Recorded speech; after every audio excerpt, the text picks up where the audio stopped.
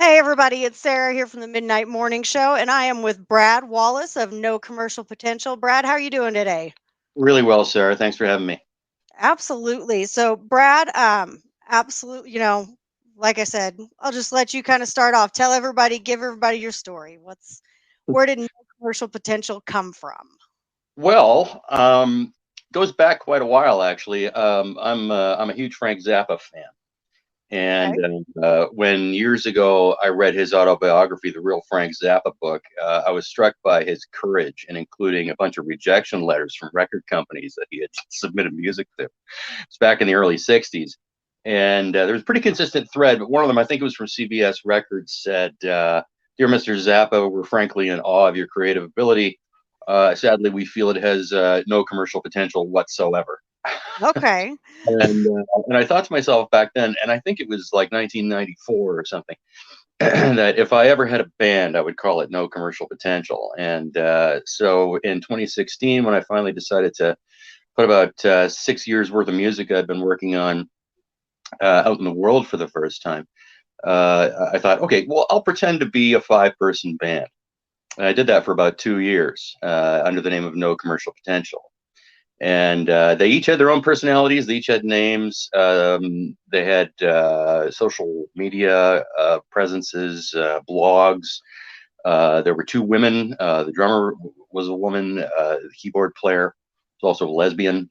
Uh, and the drummer had romantic tension with the lead singer, which is weird, I guess, because it means that some corner of my personality had romantic tension with another one. So I'm letting a bit too deeply into my psyche a bit too quickly. So yeah, so I played that out for a couple of years, and even credited each of these people, these fictional people, on each album for their roles in it. I identified myself as the manager of the band, and I even fooled people who had known me for years into thinking that was true. And then I thought one day I'm going to do the big reveal and let them know that No Commercial Potential is really just Brad Wallace, that I play everything, write everything, sing everything. And I did it. And predictably, by the name, nobody cared. So, there are still people out there who know me who are thinking, I thought you were just managing that. It was, God, that was 6 years, 5 years ago now. But yeah, so I mean, the No Commercial Potential project began as kind of an existential moment for me where after years of kind of dreaming from the time I was a teenager, maybe even younger, of putting music out in the world, it was finally going to happen. The recording industry had changed so much, the technology had changed so much, as you know, that it's possible for anybody with the technology and I guess enough hubris to put their music out there in the world. And I finally had that shot in 2016. Put my first album out called Who Cares? Which was partly self-deprecating, but also the name of a song. The title track on the album, which isn't about apathy. It's actually it's a question: who cares? And the answer is I do. And it's really about connecting with other people. And the whole No Commercial Potential project was about that primarily for me, connecting in a sincere and honest artistic way with other people without being driven by current, artistic or industry trends, without being driven by hope of commercial success, wherever that line is. I have yet to remotely approach it, but really, what it came down to was an opportunity, I guess, for honest self-expression on a wide range of issues, a wide range of feelings. And so that was my first album in 2016. It had kind of a hodgepodge of things I've been working on for years. It was mainly on the music experience. It wasn't a concept album. It didn't deal with any kind of social or political commentary very much. A little bit here and there, but only in passing. And I think maybe the most important piece on that, they're all important, but the most important piece on that is one called Peace and Rumors of Peace. And it's a flipping of the biblical passage about there being wars and rumors of wars in the last days. And I wanted to turn a lot of the negativity that I sensed was coming in 2016 kind of on its head. And for years I had wanted to write and put out a song that was 100% affirmative, 100% positive, encouraging. And so every line in that fairly long song, it's about 9 minutes in length from start to finish, heavily orchestrated. But every line in it is a word of encouragement and kind of strength and empowerment and support for anybody who's looking for that kind of thing. And so that was the first album in a nutshell. There's some blues on there. There's some progressive rock. There's some avant-garde. But as we know, in 2016, a lot of things changed. Mm-hmm. And feel free to jump in anytime you want. No, I'm just listening for right now. But I do actually see, like I told you, I kind of like to let you guys lead and tell your story, and then as questions pop into my head, Sure. I ask them. Oh, So one thing that I would ask you about that, you said you were looking for kind of a way to just artistically express yourself. Did you mhm. feel like creating the fictional band to go to kind of front this thing gave you more freedom to just be you, because there was nobody going, "Oh man, what is Brad doing with this music?" It Yeah. was that there were other people, or they thought there were other people. That was something that I only thought about after the fact. You're absolutely right about that. Initially, I just thought it would be fun and sort of a performance art kind of technique Okay. to create this cast of characters and put them out there and have them bickering with each other on Facebook, and Now, we the how was trying to maintain all 5 of those profiles and have them, like, have the interaction between all of them? it took way more than I could manage at the time, and I fell back in it. To make it easier, at one point, I had the bass player quit the band, and the lead singer took over bass.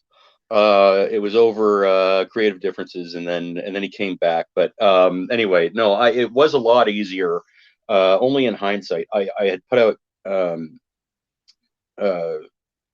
three albums crediting each of those five people as the artists, and then I went to do my fourth, and I really felt, after I had come clean about it, and really did feel the weight of my own identity connected with the music.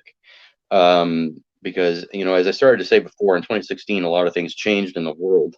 Mhm. Um, we saw the rise of Trumpism and MAGA, and all of that, and like many other artists and performers, and late night talk show hosts and all of that, I became kind of a guerrilla artist for those 4 or 5 years. My music went from being, I guess, much more about just the broader human experience and beyond, to much more heavily political and social commentary and analysis. And so, I'll talk a bit more about where that went. But I'd been able to do some of that under the guise of the band. Yeah. And they took responsibility for the content, and some of it was a bit raucous, controversial, profane, at times, never for profanity's sake, or just to get attention, but it was, I guess, a place where I found I could kind of store feelings of bewilderment and outrage and fear. I think that a lot of people were experiencing during those years, and still are, rightfully so. I mean, in important ways, all of that stuff is far from over. But yeah, no commercial potential, and the albums, especially the Resist trilogy, that I'll talk a bit more about, a concept album on the theme of resistance, not just political resistance or social resistance, but existential as well, and moral and artistic, resisting our own unwise urges. And really, at the end of the day, I learned something more about it, which I'll talk about more about shortly. Resisting, I guess, the urge or uh, the rush to judgment Yeah. of others.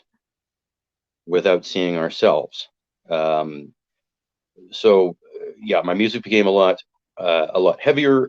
Some would say uh, darker, um, a lot more varied.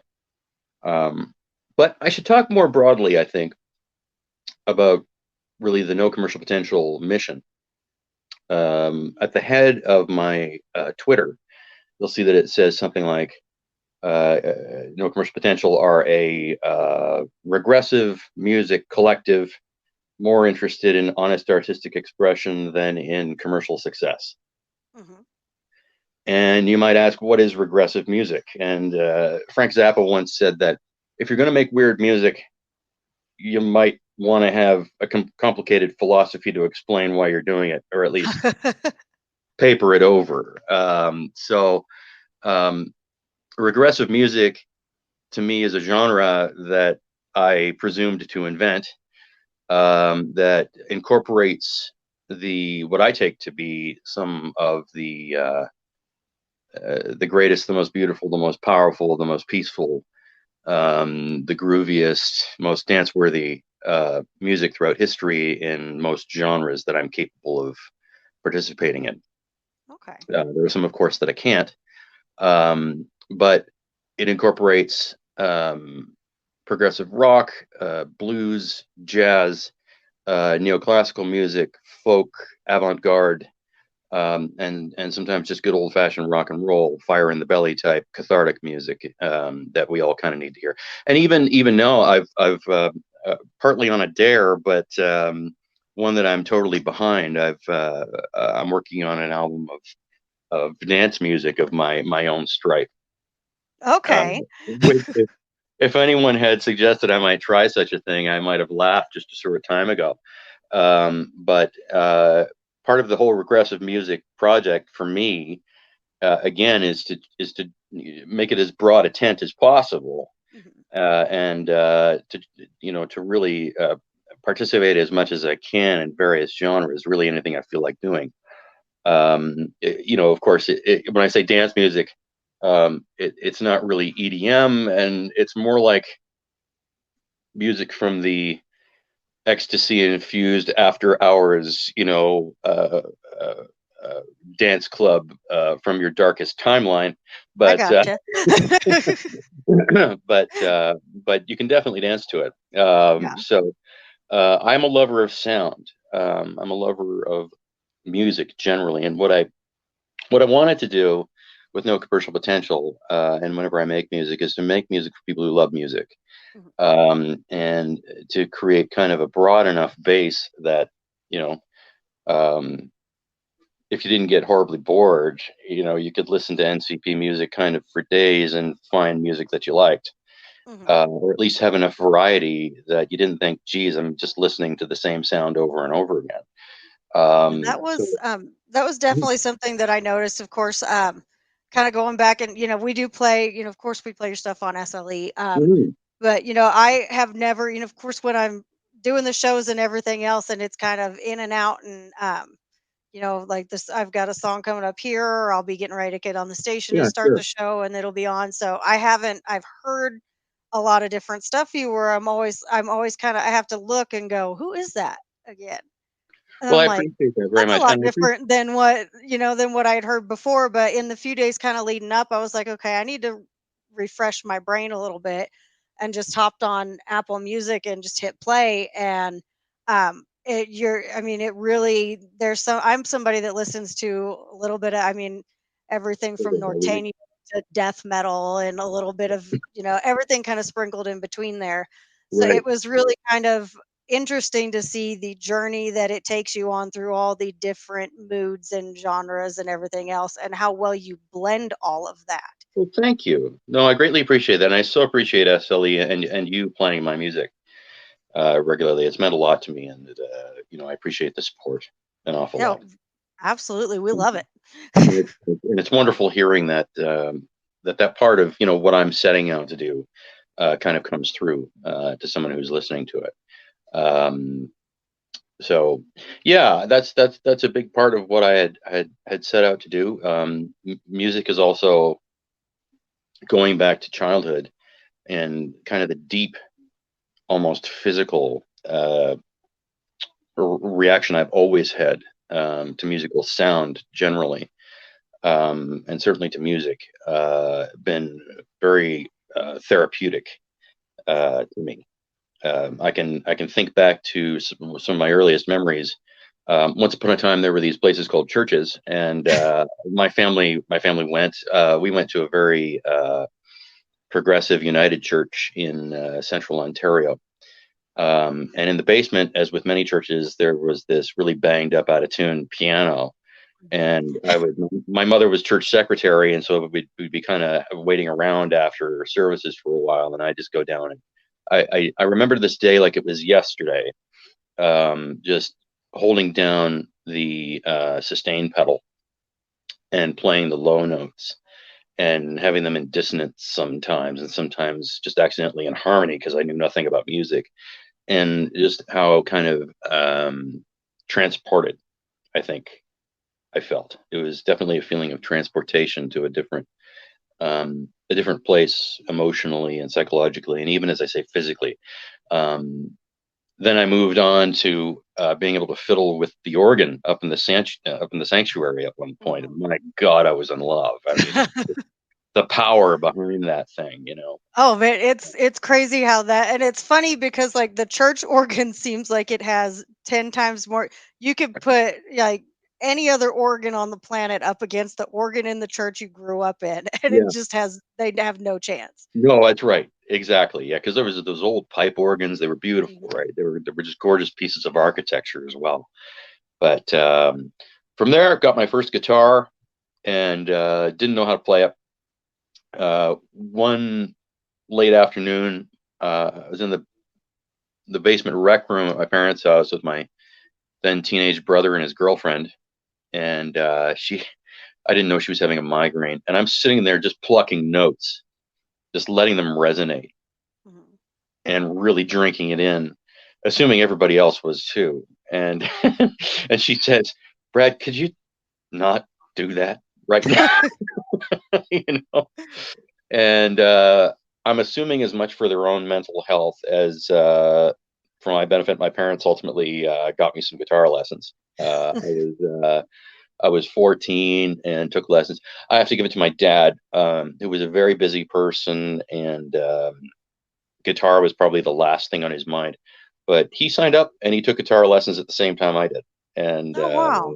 I was the youngest of four, and so that's always been something that's been very special and important to me. In fact, Yeah, absolutely. he taught me the rudiments of what became my whole knowledge of keyboard now, uh, Okay. just by teaching me what was it called, "In the Mood" by Benny Goodman. He had Mhm. learned how to play that decades earlier and showed me when I was like 9, and the chord formations just stuck. And then what I learned from guitar, I was able to translate to keyboard, and so I owe a lot to him directly. But beyond that, it was really just playing with other people a lot, learning songs from records I had back when there were records commonly, and doing a lot of dreaming. Played my first live gig when I was, I think, 22. I had a summer job, and someone I worked with said, "You play guitar, right?" I said, "Yes." And he said, "My guitarist is sick, and we've got a gig tonight at like 8. Do you think you can learn like 15 songs?" It was like 2 o'clock in the afternoon. And I said, "Sure." so, so when, Famous last words. yeah, well, and the thing is, it was a blast. I mean, I Mhm. luckily their whole set was something that I was kind of familiar with, and if I didn't know the song specifically, I knew how they hung together and could jam along. I had to face the drummer for the first 20 minutes of the set. I was just pretending like I was jamming off, like trading vibes off with the drummer, but the truth was I couldn't face the audience because I had never played live before. I was relieved decades later to learn that Jimi Hendrix had a very similar kind of phobia. Apparently, in the studio, like the man was on fire on stage, right? Yeah. He was a force of nature, but in the studio, he was so self conscious. He had to face the wall. He couldn't face the people behind the glass looking at him while he was playing. Huh. I Yeah. didn't know that. No, right. You But would never think, you would always think it would go the other way around. Like I know, mm, you would hear Taylor Hawkins talk endlessly about how terrified he would always be before he right, had to go on stage, and right. you wouldn't think that being in a little room with just, I mean, I guess I can see why, but you would just assume that the Yeah, actual stage fright would be so much worse than studio yeah. Well, anxiety. are you a performing musician? Have you ever been one? I have not performed in a very long time, but I used to. So, But like, so you've been on stage, right? yes. And so, like, for me, I've found that being on stage with the hot bright lights kind of obscures your view of the audience in a way Yeah. that's helpful. So being in a regularly lit room, I think, with people staring at you, wondering what you're going to do next, might be a little more unnerving for me. Fortunately, Yeah. I'm my own producer, so You're I the don't have only to. person you gotta look at's in the mirror, so you're Yeah, good. that's right. It's I Yeah, think a lot of people probably won't, don't get that actual studio experience anymore because so much of it is just sitting here at your desk with your microphone and yep, you've got your soundproofing on your walls, yep, and and you just got everything right there in front of you, which is wonderful because it makes it so much more accessible for people who can't afford studio time, but yeah, it's also somewhat of a nightmare for some of us because we got to sift through all of that and find the stuff that actually, that works. yeah, Yeah, that works. exactly. Yeah. Well, and I guess, and it's funny because there's a lot of sifting, there's a lot of editing. Mhm. Um, I've taken inspiration for my approach to creative or to creating music from a Canadian artist named Daniel Lanois. And people may not be as familiar with Daniel Lanois' music as they are with him as a producer. He's really responsible for the sound of U2 on the Joshua Tree album. Okay. He produced them in that one. He produced Peter Gabriel's "So" and "Us" albums in the '90s. He produced on request Neil Young in an album called La Noise, and many others. He's actually, Mhm. and I think Sting at one point, but he has his own signature sound. Creates this beautiful eclectic music. Is such a humble guy. Um, but his approach, as he's put it, is just I sit in the studio and I play until something interesting happens. Mhm. And that's been my approach as well. I didn't realize I was doing it that way until I heard him say that, but I guess it legitimized the whole thing Yeah. for me. But Made you feel like it was more of a process than oh, I keep screwing this up and then I finally get it right. yeah, that's right. Or that I haven't planned anything out in advance, really. I mean, sometimes you do. Sometimes there's a concept in your mind. Sometimes there's a melody, a chord structure, or lyrics pop into my head. That's not the way it is most of the time. Usually, I populate a song with lyrics after it's kind of the after the superstructure is built. But uh, I try to have about half and half on each of the albums, lyric songs and songs that are instrumentals Mhm. of various types. I've felt for a long time that I think listening to instrumental music takes a different kind of sensibility than listening to a 3 minute song with words that you could that are catchy that Mhm. will stick in your head. And also, I've been, kind of a music snob for a long time that I'm trying to. I'm getting past it now. But but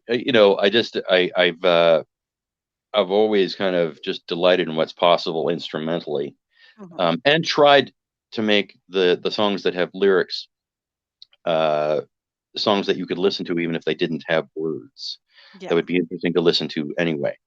But yeah, I do think, for instance, I think it takes a different kind of ear, kind of like patience, and a different kind of priority about what you want to get out of music, to listen to Mozart or Stravinsky or Bach or whatever than it does to listen to anything that's on the top 40 right now. And I'm not running down top 40 music at all. I'm just saying it takes kind of different spread of interests and Yeah, absolutely. I mean, top 40 is really kind of meant to, um, it's, to me, it's something that's meant to be simple and just provide entertainment. Whereas you get yeah, into like, and see, there are nights where I will do just full, I mostly do rock on the show, but I will have nights where I might do all electronic instrumentals. And I'm sure right, people are like, what in the world is she doing? yeah, Or I'll go through and pick songs that I know are just instrumentals and kind of drop them into the middle of my regular show. And I right, think it's, I feel like you go on more of it because, of course, lyrically, with songs have lyrics that kind of rips more raw emotion out of you, hmm, depending on how you relate to those. But I yeah, feel like you go on more of a journey with the artist through the instrumental you can, because yeah, you never know, like, instead of drawing out the emotion that they're trying to convey, it kind of takes you on your own little, what kind of mood are you in? mm, That's what you're going to start to draw out of that. And I yeah, feel like you just have so much more room to interpret an it's true. instrumental song. And I think Yeah, it's just kind of fun to throw it in there every now and then and watch people go, "What are we doing here? Are they gonna?" yeah. No, just listen to it. You're going to be a voice. Yeah, exactly. Yeah, yeah. Um, yeah, I couldn't agree more. It just and lyrically, I've been very conscious of, with a tiny few exceptions, of wanting to create lyrics that could resonate with a lot of different people in different situations. So one person might listen to a song of mine and take one meaning from it, or assume that it came from a certain set of events or emotional kind of impetus. But really, what I'm hoping for is something that reaches somebody personally where they live. And so, I less often, I think, am telling a specific story, than, I guess, providing a kind of canvas for people to paint their own stories into, or their own emotional states, or their own reflections, or whatever wisdom they've gained Okay. about the world and their place in it, as much as I can. Um, I feel like I've been going on and on and on here. Is there something that you want to? No, I'm just like I said, I'm just letting you kind of take the lead. It's Okay. I like to do it that way. Okay. Um That's great. Now you did mention a couple things earlier that you were wanting to kind of swing back around and talk Yeah. about. Right. Um let's go to Well, those. sure. Well, the first was the the Resist trilogy. Mhm. I started working on that in earnest in 2016.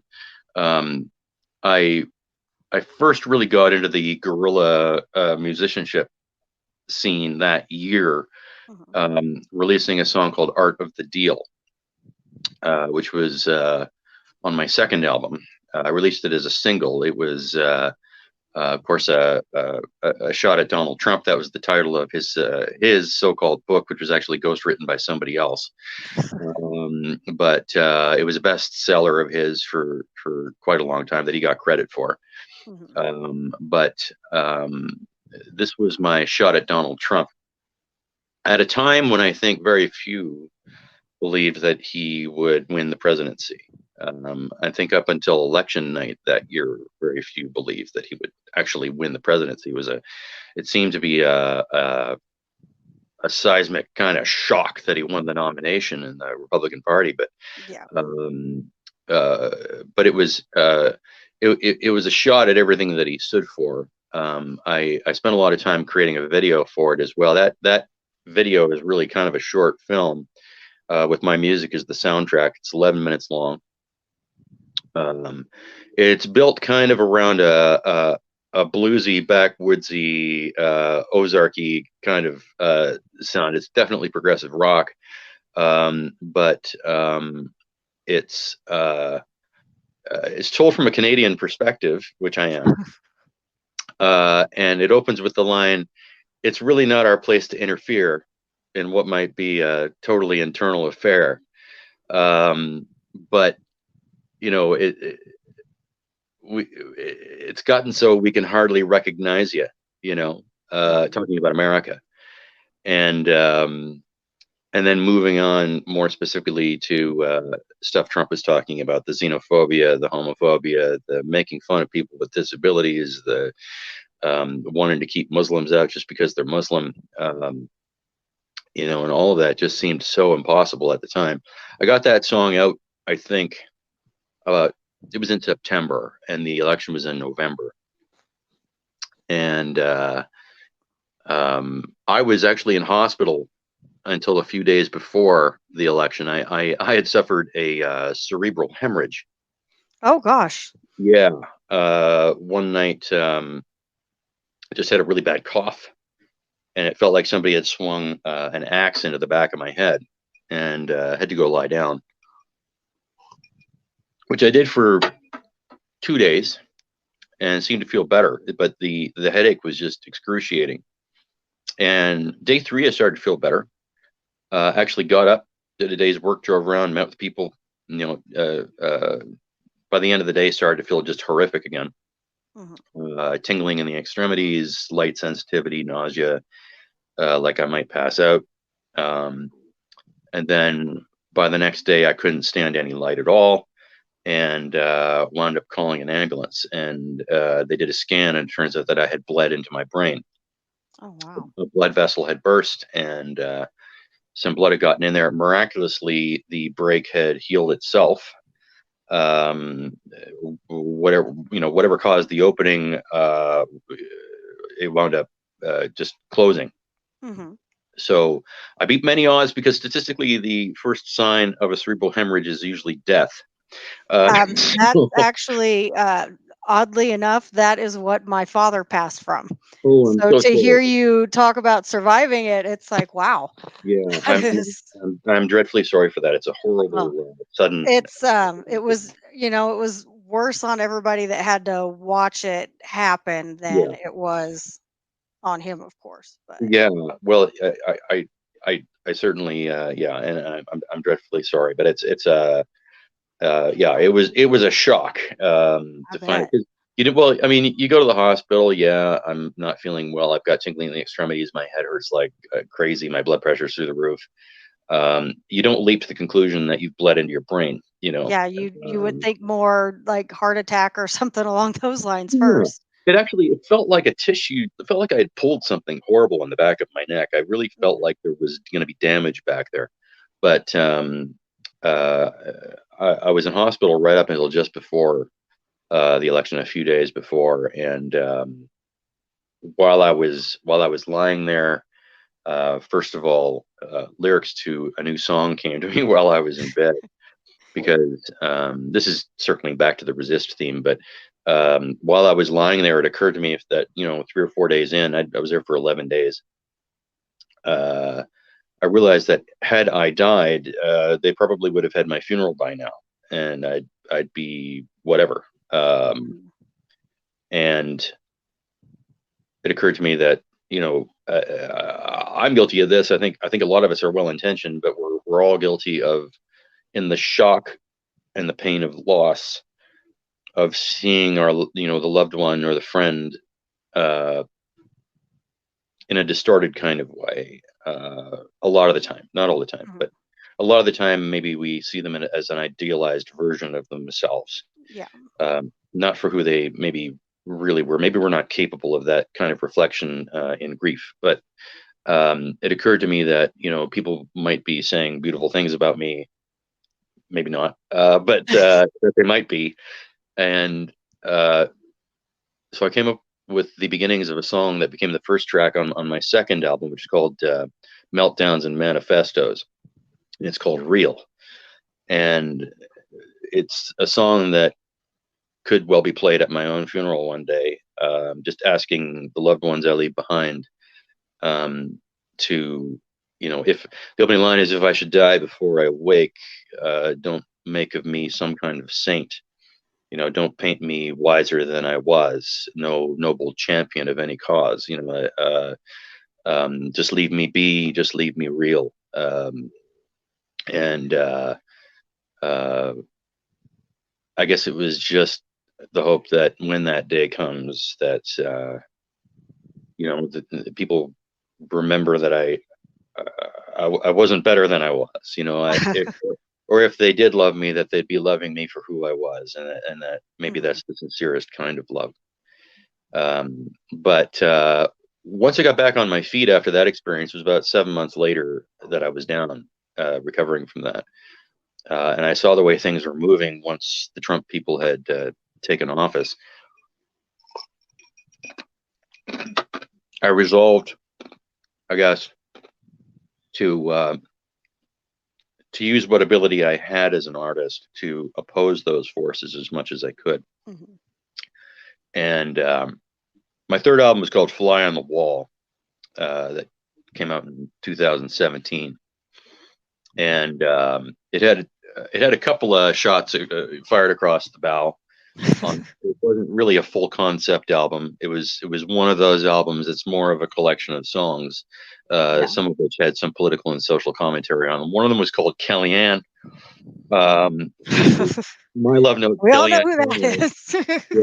Yeah, yeah. That was my love note to Kellyanne Conway. Yeah, Who it's been the last what we're now 6 years removed Yeah, from the start of that, and for yeah, me it's always I love to talk to my friends that are in other countries and be like, so are we like the weird neighbor now, like is that how yeah, you all look at us? And everybody's yeah. like, yeah, Oh basically. yeah, big time. Yeah, I'm and like, cool.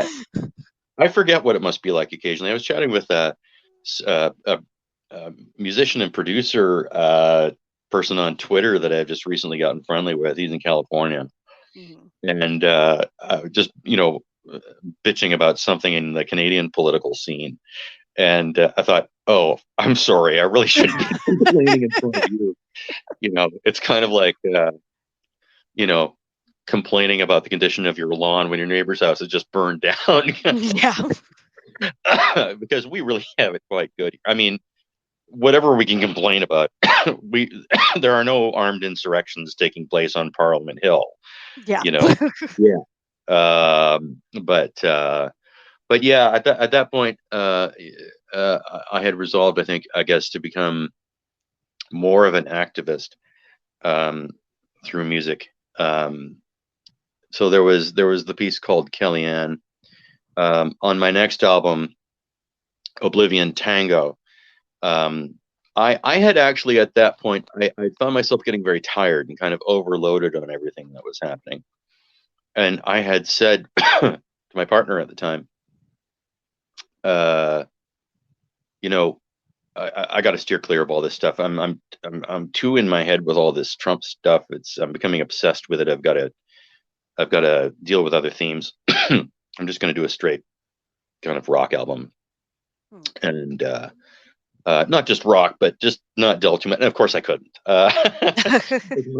As much so there's a song on there called "Truth Isn't Truth," and it opens up with it's a line from Rudy Giuliani. He was being interviewed on CNN, and the whoever the anchor was trying to say, well, what you're talking about, isn't truth. And Rudy shouts, no, truth isn't truth. And so it opens up with that. It's a rock instrumental. It's Mhm. uh, kind of a sloppy groove a la Frank Zappa with a lead guitar sound that I aim to make sound like feral cats. And I like to think that I kind of got there, if anybody listens to it. But even there, I kind of couldn't leave it off. What I'm proudest of, I guess, from the Oblivion Tango album is a piece that I just re-released on an album of orchestrally driven songs. Um, the new album is called No Orchestral Potential. It has Okay. two new tracks that are orchestral reworkings of some old songs of mine, but the rest of it is kind of a collection of orchestrally driven pieces from the beginning up until now. Okay. And the final track on Oblivion Tango that's now on No Orchestral Potential is called Requiem, and it's an instrumental about 8 minutes long, that uh, has strings, kind of noble horns, but it's built on a kind of a progressive rock structure, but its backbone is very orchestral. Okay. I wanted to blend those kinds of sounds. Um, So it's a very important kind of very emotional piece to me. I made a video for it that featured clips from that Bugs Bunny cartoon where he's the conductor years and years ago, and the opera singer's trying to sing this note forever, and he's turning all shades of red and green and plaid and everything like that. Mhm. But that was sort of the end of one era, and the beginning of the next was the Resist trilogy. So the Resist trilogy is broken up into 3 acts. I've released the first 2 so far. I'm working on Act 3 now. And as I said before, it's a study in resistance generally. It's not just about what was happening in the U.S. Politically.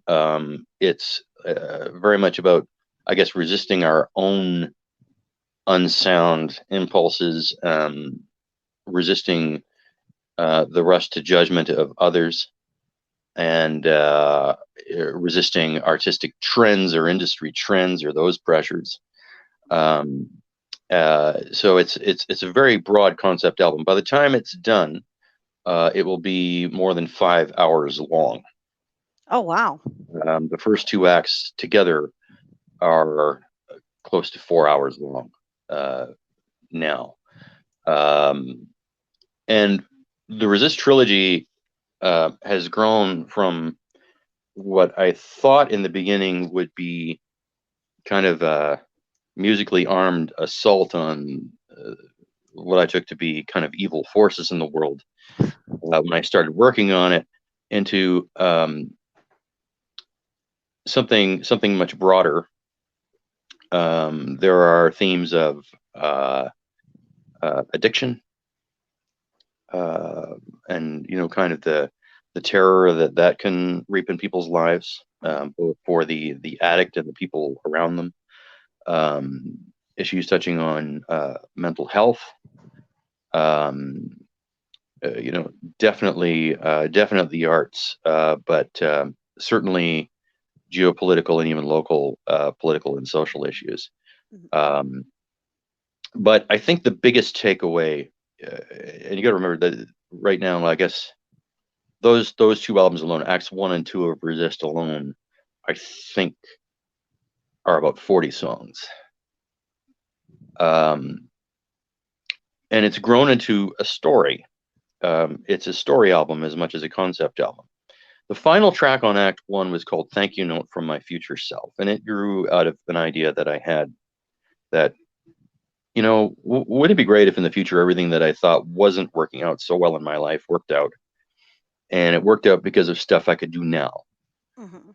stuff that I did now, the decisions that I made that were right, the stuff that the stuff I should avoid, I avoided, and I could get a thank you note from my future self somehow. Yeah. And then uh, when I started working on Act 2, I thought, let's broaden this up a little bit. So I have myself as an unnamed kind of main character. Mhm. First track is just kind of me listening to the radio, what's going on in the news with COVID. And the announcer is it's actual footage from the news at the time. The announcer is imploring people to wear masks and to not go out if they don't need to, and to, just be careful. And then you can hear a phone ringing, and I pick it up, and hello, and somebody's using one of those voice changing apps, Yeah. and says, listen very carefully. No matter where you are or what you're doing, when I call from this number, you answer. I'm like, well, who is this? Is this Jerry from accounting kind of thing, And he says, just pick up whenever I call. And I'm saying, okay, like, who is this? I'm going to call the cops. And he's like, "Yeah," and tell them what? Sit tight, tough guy, and anyway, this this unnamed voice masked character keeps calling and alternately kind of encouraging, flattering, even threatening the guy at times to do something hard or to avoid something that could be difficult or that's existentially significant for him. The big reveal is coming in Act 3 as to who that is, but wanted to introduce a bit of a story and a bit of a mystery to the music that I hope would be kind of interesting enough. But um, The big takeaway, though, from Resist for me, as its creator, was as I was working on it, I had found more and more since 2016, from Art of the Deal forward, that as much as I love making music, as therapeutic as it is, and as really necessary as it is, to my mental and emotional health, when I don't make it, I feel like something's kind of struggling to breathe inside me. Mhm. Um, but even as I was working so hard on this mammoth project, I found that I was getting very much drawn into the emotional terrain of the music I was working on, a lot of which was quite heavy, Mhm. introspective, weird, dark, uh, angst ridden. And I thought, why is this feeling so hard? I mean, and I kind of couldn't stop doing it, but I also found that I was just feeling all of these difficult emotions as I did it that didn't seem to dissipate, Mhm. driven to finish, but just very taxed by the experience. And recently, having rounded off acts one and two, which were very much about kind of setting up the ground for the story of what went wrong, and then everything that kind of snowballed after that Mhm. for 4 years, moving into act three, which is going to be much more about the resolution and much more hopeful. I was reminded of an insight that occurred to me a long time ago, which occurred to much wiser people probably centuries earlier, which is that we attack most viciously in others those things that we've disowned in ourselves. Mhm. And I think the insight that is not only helpful for me in the times in which we live, but I think will definitely be driving Resist Act 3 and a future project after that, is that as I went to war, as I said before, somewhat wryly, against what I thought were forces of evil in the world, um, I felt a kind of sorrow in doing it. And I realized it was because, on some levels, I was perhaps forgetting uh, maybe our shared humanity Mhm. and our shared frailty, and that importantly, we're all kind of walking wounded in one way or another. And as I Yeah. attacked these people, as I dehumanized them and turned them into uh, forces of evil, as I put it, uh, I found myself exposing my own frailties. I found myself having, I guess, attacked quite viciously those things that I had disowned in myself. And it's a very powerful insight for my life and for my work as a recording artist, and it's gonna motivate a lot of what I'm doing going forward. Um, but yeah, that's my takeaway. That's one that I think is going to be very helpful for me personally, and one that I hope a lot of other people find as our lives in politics and socially and on social media become more and more tribal, for lack of a better word, where it's viciously kind of us against them, and sometimes people find themselves adopting a certain position simply because it's one of ours and not one of theirs, or vice versa, right? Sorry, I've And got a visitor coming oh in. yeah, that's all right. That's all So, right. And okay, so you mentioned that, okay, so you're working on part 3 right now. We mhm. actually have about 5 minutes left. Oh, okay. Um, so tell us, so you've got part 3 going on right now. What else do you have going on, and where can everybody find you? Yeah, well, I mean, all of my music is available on pretty much any streaming site that you favor. Most of it's on Bandcamp as well for those who like to use it. But I mean, Spotify, iTunes, YouTube, everything goes up on YouTube automatically. But I have some exciting news that I'm authorized to share, and that I will be in a sense in a seat rather like yours in the near future, in Oh, that wow. I've been offered my own show, Okay. with a radio station out in Saskatchewan called Cosmos Astrum. Okay. And the show will be airing Monday nights at 9 Eastern Standard Time. It'll be called No Commercial Potential. And the theme of the show will be people from various walks of life, whether it's painters, musicians, politicians, scientists, activists, whatever, who I guess were given any or every reason to believe that their lives wouldn't amount to much, but who made important and lasting change, important and lasting difference in the world. And the music that I'll play will be either about them personally or about what they've done or on that general theme. Okay. And yeah, I'm thrilled to start it. So that'll be starting in a couple of weeks. Awesome. And that's kind of my next move. I'm also I've signed up for a Blues Brothers copy band, so taking things in a different direction. Going to be playing guitar and doing some vocals on that. Just on a theme of what I was talking about earlier. If I just felt it was important to make music fun again, for lack of a better way of putting it. Yeah, absolutely. Uh, Especially to, when you've been dealing with so much heavy material, yeah, which I think a lot of artists have been. It's just hard not to, everybody is influenced by what's going on around them. It's yeah, hard not to take a little bit of a darker turn that's when right. all of this is happening. That's But right. Yeah, yeah, make it fun. That's what you got to yeah. do. Yeah, exactly. Get some chops, get in front of some audiences, and just have some semi comedic fun with some good people. So yeah, but Absolutely. thank you so much for having me on. It's been a real pleasure talking to you. Absolutely. And thank you so much for joining us. What is your Twitter handle for everybody that's listening? So they can go give you a follow over there. Usually Oh, from Twitter, everybody can find you everywhere else. It sure thank have you. pretty Yeah, easily. exactly. It's at NCP No. So at NCPNO. Okay. So Yeah. everybody, Thank you make very much. sure you go give Brad here a follow. Brad, hang out for just a second whenever we get done here. Yep. Thank you again so much for joining us. Guys, it's been Sarah with Brad Wallace of No Commercial Potential. You guys have a great night.